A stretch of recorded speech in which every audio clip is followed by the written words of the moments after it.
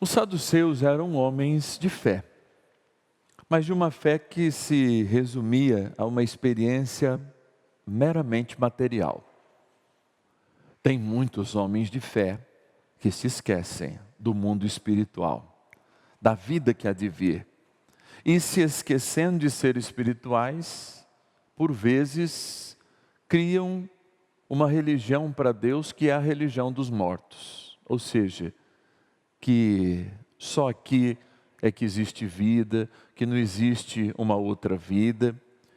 Muitos repetem a vingança como um método de conforto. Essa vingança diz assim: ainda tem tempo, tudo que a gente faz aqui a gente paga. Se você disse isso algum dia, primeiro, você é vingativo. E segundo, você não é cristão. Nem tudo aqui a gente se paga. Há muita coisa. E a gente vê muita gente má. Há de olhar alguns que nos lideram aqui no Brasil ou mundo afora, absolutamente descomprometidos com a verdade, com a honestidade, deixando com fome, à beira do sistema de saúde, morrendo por doenças que poderiam ser facilmente curadas. Será que esses homens que morrem, não é, com a sua beleza, muito bem cuidados, sendo nomes de escolas, de ruas, às vezes dominando um estado inteiro, não terão o juízo pelas suas atitudes? Quando a gente de fato fala isso, que aqui se faz, aqui se paga, muitas vezes a gente está sendo muito maquiavélico com uma pessoa que nasceu doente, por vezes limitada, e vai morrer assim, sofrendo durante uma vida. Então tomem cuidado, porque o diabo não planta doutrinas contrárias, claras.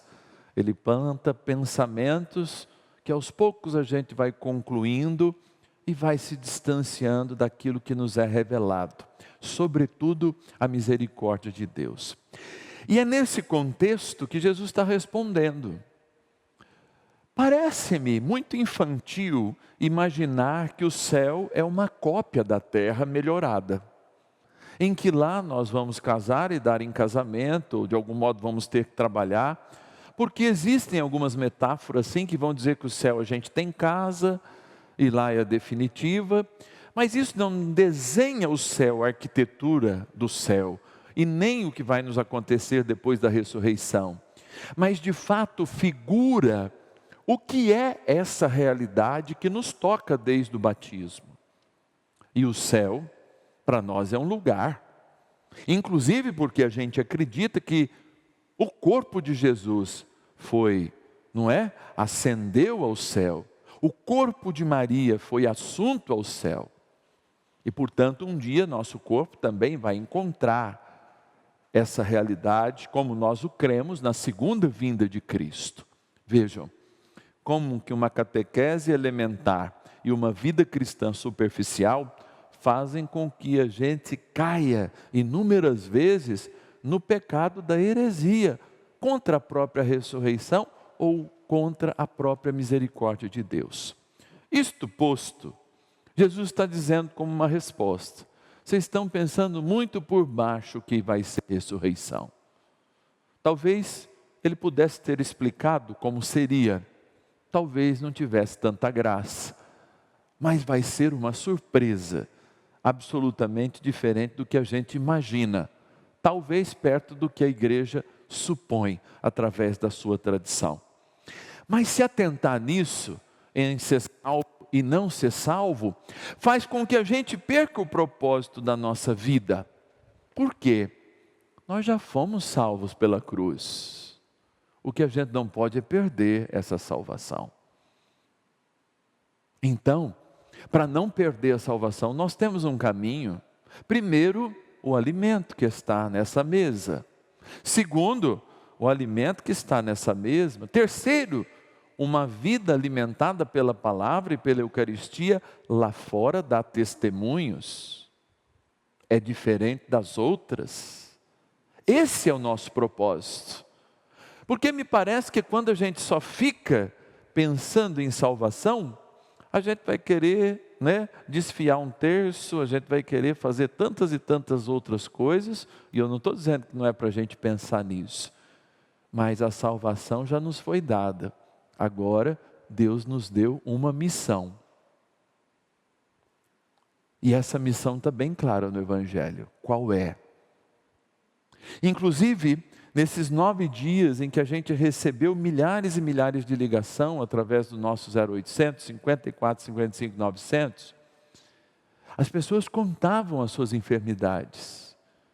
Mas nós navegamos numa experiência, essa mesma experiência de que, diante da doença, nós não podemos abaixar os nossos olhos. Porque quem abaixa os olhos diante da doença, diante da enfermidade, diante da adversidade, é aquele que mostra a sua fraqueza e caminha para a derrota.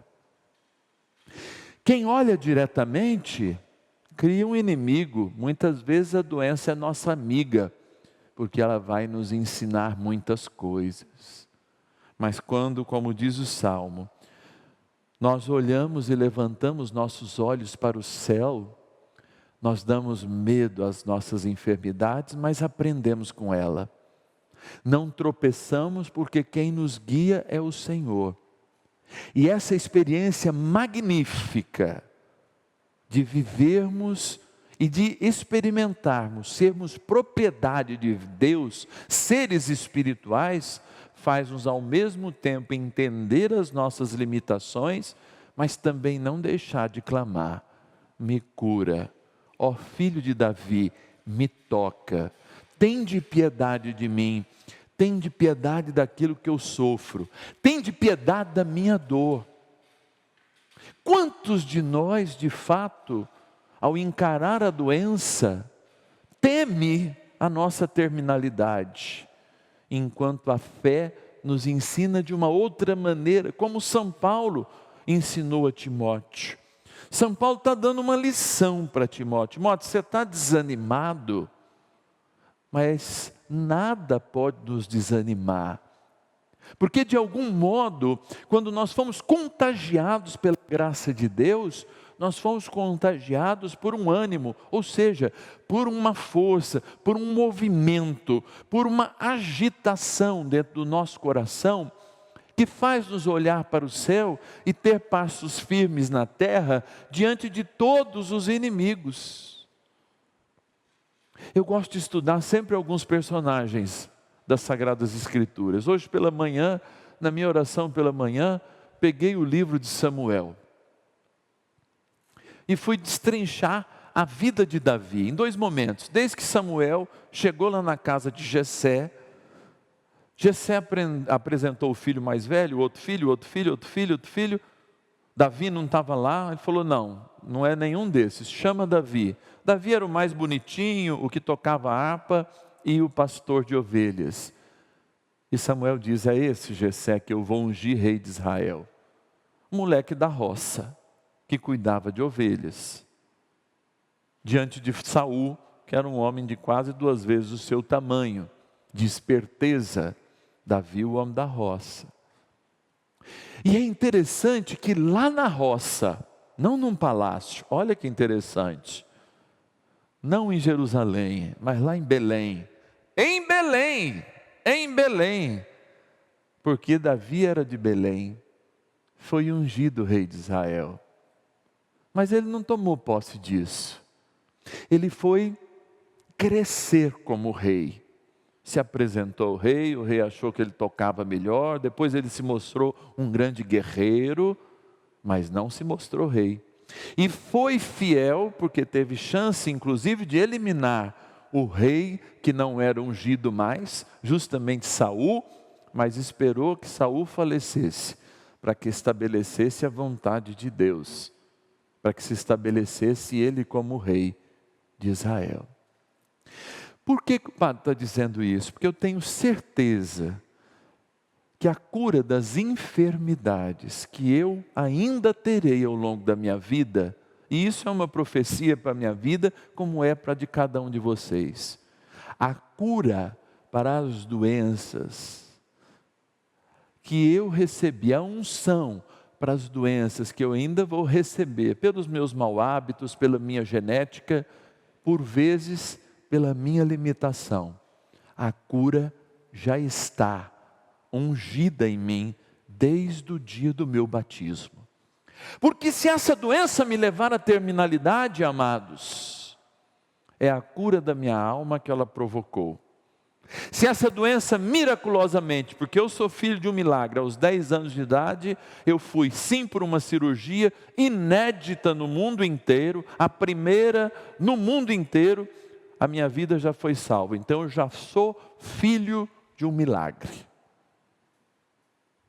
Se isso voltar a acontecer, é mais uma lição para a minha vida, que o Deus que eu creio pode e me cura de todas as enfermidades.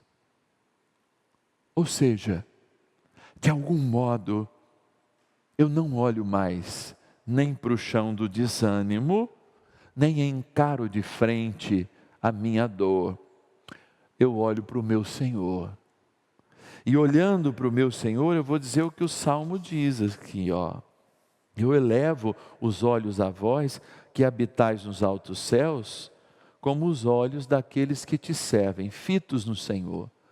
E quando eu olho para os céus, não que eu esqueça os problemas da terra, mas eu ganho um sentido para eles, eu ganho uma aprendizagem com eles. Isso é muito duro de ouvir, se você agora, como eu sei, de milhares e milhares de pessoas que me assistem, tanto na novena, quanto aqui nas missas, de modo especial, agora num leito de um hospital. De você que dentro do vigor da sua saúde, caiu numa cama, está se recuperando, sim, durante um tempo, mas você que confundiu sua vida com o trabalho. Quantas vozinhas eu vou visitar nas minhas visitas semanais aos doentes da minha comunidade e consigo enxergar que a doença maior delas não é a limitação da idade, é o não se sentir mais úteis. E aí eu digo, olha para Deus. Deus dá utilidade para a gente, Deus dá vida para a gente, Deus nos ama desde que a gente é um amontoado de células. Um ponto de uma caneta, um i, um ponto de um i, um ponto final que a gente escreve. Desde que a gente foi concebido, Deus já nos ama de forma sobrenatural. Então para que baixar os olhos?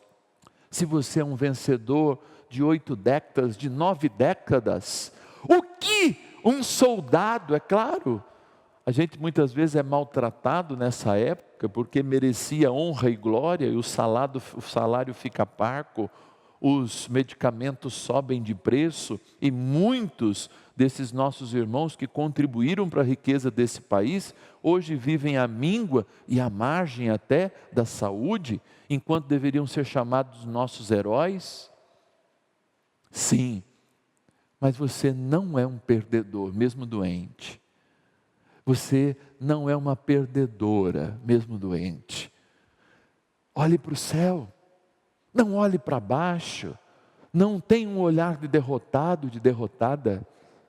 Olhe e encare o Senhor nos altos dos céus, que do alto do céu faz com que a gente compreenda, com a graça do Espírito Santo, que não somos escravos de doença nenhuma, e que essa doença, mesmo nos levando, vai nos fazer ir para um lugar muito melhor, o céu, que é o lugar onde Cristo comprou para nós a salvação. Qual é o desânimo então diante da doença, tendo a certeza do céu? Talvez o nosso apego sim às coisas do mundo, às pessoas que nós amamos, mas se o céu é de fato um lugar para nós, nós temos que no momento da vida, especialmente nas nossas enfermidades, dizermos para nós mesmos, mas sobretudo para as doenças que nos enfrentam, já não sou eu que vive em mim, mas é o Cristo que vive em mim. Então, morrendo ou tendo uma vida longa, a vida que vive em mim é a vida do Cristo. A vida que dá sentido à minha vida é a vida de Jesus. E olhem, que o padre até se emociona, mas São José nos ensina isso. São José tem tirado o seu chamado, para que o chamado de Deus fizesse na sua vida a sua vontade. São José possivelmente morre de uma enfermidade, antes da cruz de Jesus, com todo o simbolismo que essa realidade traz, e com toda a dinâmica da revelação de São José ter saído como um descendente de Davi, de ter passado também essa força de Davi. Mas eu repito, São José é o homem do céu, é o protetor da igreja, antes mesmo da igreja declarar, há mais de 150 anos atrás, que ele é o seu patrono, porque ele foi patrono do Deus que se fez homem, ouviu do Deus que se fez homem a palavra Pai, que depois ele vai designar a primeira pessoa da Santíssima Trindade. Jesus é que vai nos ensinar a chamar Deus Pai de Pai, Ele de Filho, e juntos enviar o Espírito Santo. Por isso, nós somos chamados também a aprender com José essa dinâmica de todos os dias. José caladinho, nunca disse uma palavra, mas sempre agiu de acordo.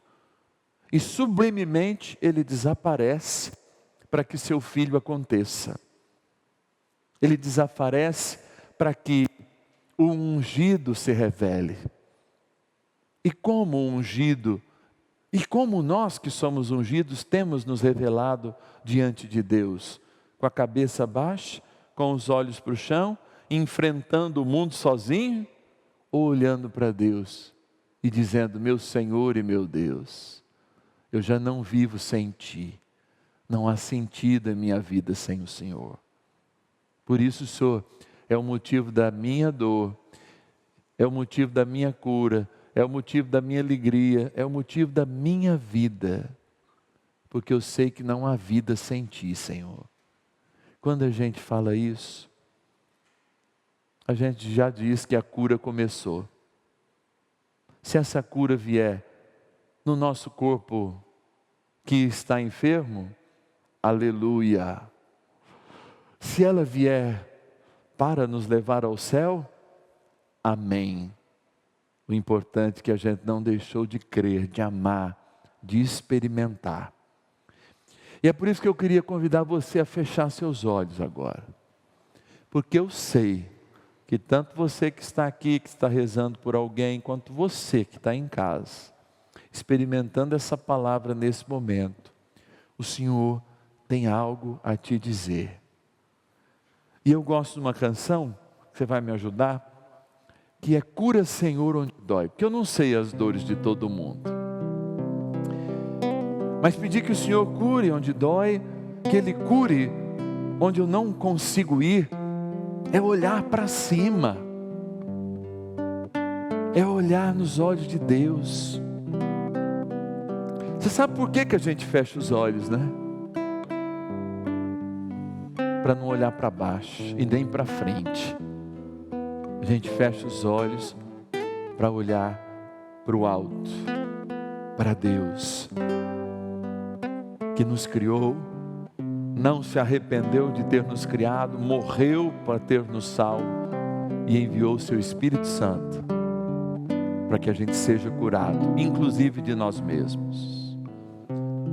E diz assim essa canção, e eu quero que essa canção chegue também a cada lar desse Brasil, cada lugar da sua casa, cada hospital, você que acompanha aí, essa pessoa muitas vezes que está convalescente, você que é um cuidador, você que é um membro da família, que deixou seu trabalho, deixou tudo e agora tem a única missão de cuidar desse papai, dessa mamãe, desse tio, dessa tia, de alguém que veio para você como uma missão. E eu não quero só que Jesus passeie aqui, eu quero que Jesus também passeie na tua casa. Então você pode dizer: vem Jesus, vem da televisão aí e chega até aqui. Quando Jesus passear em minha vida,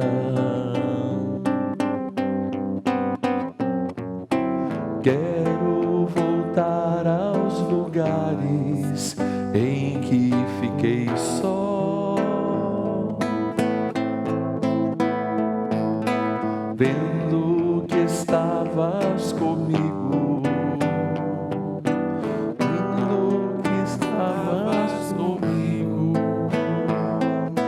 sinto minha alma chorar por tua voz. E agora você canta comigo assim, ó. Cura, Senhor, onde dói. Cura, Senhor, vem aqui. Cura, Senhor, onde eu não posso ir.